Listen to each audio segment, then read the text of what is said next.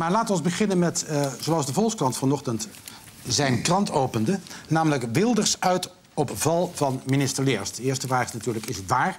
En de tweede vraag is, als het waar is, wat betekent dat voor de positie van Geert Leers? Dat is trouwens een vraag die ook geldt als het niet waar is. We gaan erover praten met een aantal gasten. Om te beginnen Tovik Dibi, is Kamerlid van GroenLinks. Die was vandaag nog van mening dat er een debat over moest komen in de Tweede Kamer. We horen straks of je dat nog steeds vindt. We praten erover met Wouter van Scharrenburg. Die is, Scherrenburg, die is voorheen redacteur van Den Haag Vandaag. Zeg ik dat goed? Nee. Verslaggever. Oh, is dat Maar verder zit je goed, hoor. Is dat meer? Ja. En Frits Hoefnagel, VVD-prominent. Klopt dat? Volstrekt. Ja. Goed, Tovik Dibi. Er was sprake van dat er een debat over zou komen. Dat zou jij samen met Martijn van Dam van de Partij van de Arbeid aanvragen. De vraag is, nu het kabinet zo nadrukkelijk heeft ontkend dat Wilders uit was op de val van minister Leers, of dat nog zin heeft? Dat is een goede vraag. We hebben uiteindelijk een brief gevraagd. D66 heeft dat gedaan, mijn collega Gerard Schouw. En we kregen per omgaande één zin van de premier waarin stond dat de positie van minister Leers niet besproken is en niet ter discussie staat. Waar we vooral behoefte aan hebben is een debat over de plannen van het kabinet als ze klaar zijn met het katshuis.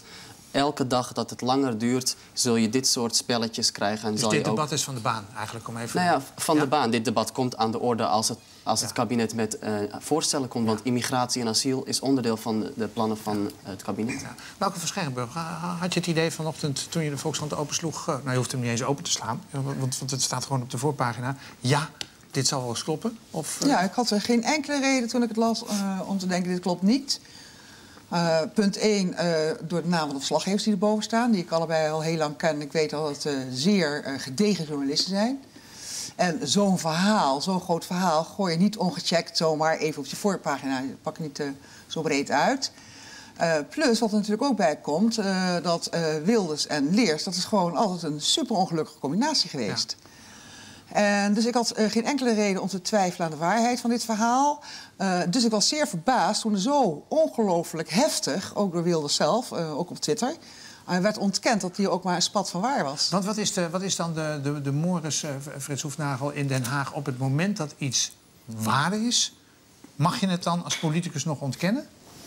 Dat zou heel onverstandig zijn, want dan krijg je natuurlijk op een gegeven moment toch het bewijs dat je liegt. Ik denk dat het een kanaar is. Ik had die krant 's morgens nog niet gezien, want ik lees de echte Volkskrant. De Telegraaf. Ja, we snappen. Dus ik denk, leg hem even uit voor de mensen die... dus eigenlijk het eerste wat ik las, was die Twitter van Wilders. Ja, dat was opening Volkskrant over Leers. Is het kanaar van het jaar. Er is geen seconde door wie dan ook over positie Leers gesproken in Katshuis. Ja, en dat was dus al heel vroeg. Je ziet het staan, 6:15 's morgens. Dus het was niet zo dat de heren en dames eerst weer bij elkaar zijn gekomen in het katshuis van hoe zullen we hier eens op reageren. Dat is meteen de reactie van Wilders in dit geval. Kortom, je denkt ik denk dus dat het een fout is. Ik snap wel wat Wouter zegt.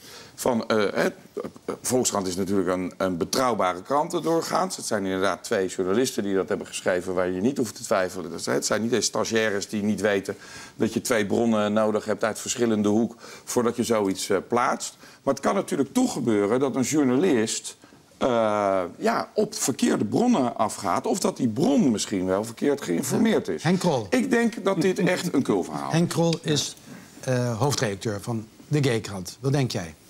Nou, wat mij opviel is dat een van de 2 journalisten defensiespecialist is. En dat brengt mij bij de vraag, wie zou dan de bron van deze journalisten geweest zijn? Jij dacht Hans Hille. U zegt het. Ja. Lijkt wel een Matthäus-passie, zegt de Maar wat zou het belang zijn van Hans Hille, of in het verlengde daarvan van het CDA, om dat te doen? Zo'n discussie zorgt altijd dat iemand de Zwarte Piet krijgt. En op dit moment is het al gelukt om die Zwarte Piet 1 keer aan Wilders uit te delen. En dat kan misschien wel 2 keer. En dat is in het belang van het CDA. Ja, wat we nu doen is precies wat het kabinet wil. Het doet me heel erg denken aan brood en spelen. In de Romeinse tijd gaven machthebbers het volk spelen en graan. En dan hielden ze het dom. Een soort van oppervlakkige behoeften lenigen van het volk. En dan vragen wij vervolgens niet meer... maar kabinet, in 2025 hebben we 475.000 tekorten in de zorg. Wat gaat u daaraan doen? Of olie raakt op.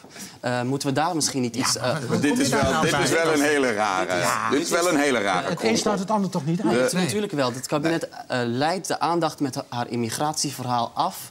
van haar onvermogen om echte maatregelen te nemen waar taboes op liggen. Dus ik begrijp dus nu dat het kabinet heeft ervoor gezorgd... dat dit op de voorpagina van de Volkskrant komt. Ik snap wel waarom het niet zo goed gaat met GroenLinks. Nee, dat zeg ik niet. ik zeg dat het kabinet willens en wetens ons voorspiegelt... Je zegt dat het kabinet dit wil. Dat is natuurlijk kul. Want het kabinet wil namelijk helemaal geen verdeeldheid. Het kabinet wil juist eenheid uitstralen. Daarom is dat volstrekt ongeloofwaardig dat dit waar is. Mag ik de zin afmaken? Het kabinet spiegelt ons voor dat een van de grote problemen van Nederland is immigratie. We zijn al vanaf het begin van dit kabinet bezig met het spelletje. Doet hij het of doet hij het niet? Gaat Wilders Leers laten vallen of niet? En elke week is er een nieuwe uitvoering. En van de laatste uitvoering is die van de Volkskrant. En dat doet het kabinet. Nee, laten we daar even realistisch doen. Hoe waarschijnlijk is het? Want dit is echt zo raar gedacht. Hoe waarschijnlijk is het nou dat Wilders, die weet dat het CDA het op dit moment moeilijk heeft... om straks, net als alle andere partijen, te moeten gaan uitleggen... dat wat er is besproken in het Katshuis... dat deel van het CDA dat wel met hem in zee wilde... onder vuur gaat nemen. Als je dat denkt, dan snap je echt niet zoveel van de politiek. De migratieplannen van het kabinet zijn al mislukt in Europa. Een meerderheid van de EU-lidstaten steunt de plannen niet. Dat betekent dat de missie van Leers al lang is mislukt. Dat wil het kabinet niet. Het kabinet wil niet dat mensen daarachter komen. En dat is waar we... Dat staat al weken in iedere krant. Laten we even kijken waar het